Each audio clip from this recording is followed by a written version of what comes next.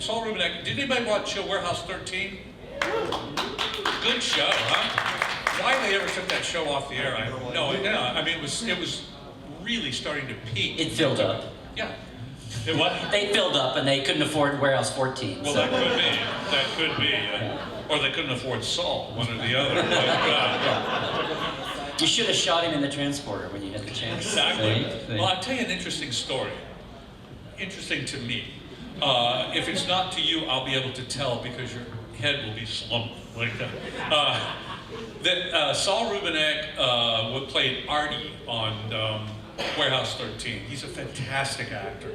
He's not just a fantastic actor, he's a great writer, director. He really can do it all. He's very, very bright and creative. See, that's the look I was looking for. You gotta do this. Yeah, there you go. Saul, as great as he was on that show, I had already worked with him, as well you know. He was on Next Generation. He did an episode called The Most Toys, where he played Kivas Fajo. Yes. How I remembered that. Kivas Fajo, who collected things from the universe.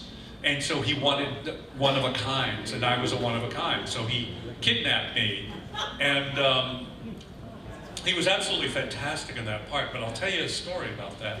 You may already know this, but the role was originally, when we first started shooting it, there was an actor named... oh, I've gone blank. I knew you were going to look at me. But he was a little person. Rapaport. Yeah, yes, Michael Rapaport. Michael Rapaport, who, he was in Time Bandits, I think he was the star of Time Bandits. And shot for a day, at least 2 days. 2 days. We started shooting on Thursday, shot Thursday and Friday, went great.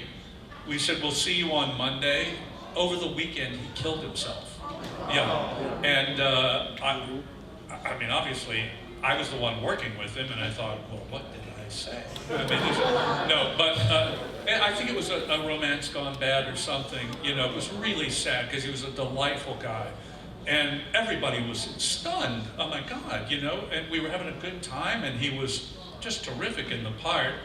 And they didn't know what they were going to do because they had nothing else on the board. We had to shoot that show. So the director happened to be from Canada, and he said, I know a guy who could do this part. And I said, you know, I know a guy who could do this part. And it turned out to be the same guy, and it was Saul Rubinek. Yeah. And the reason I knew Saul was because I did a play here in New York at the Public Theater in 1978, maybe, called Leave It to Beaver is Dead. It was Saul Rubinek, myself, a wonderful actor named Maury Chaikin, Mandy Patinkin, and Diane Wiest. Yeah. I'd love to do it again. It was a really great show. So there you are, the Saul Rubinek story. With Michael Rapaport, yeah.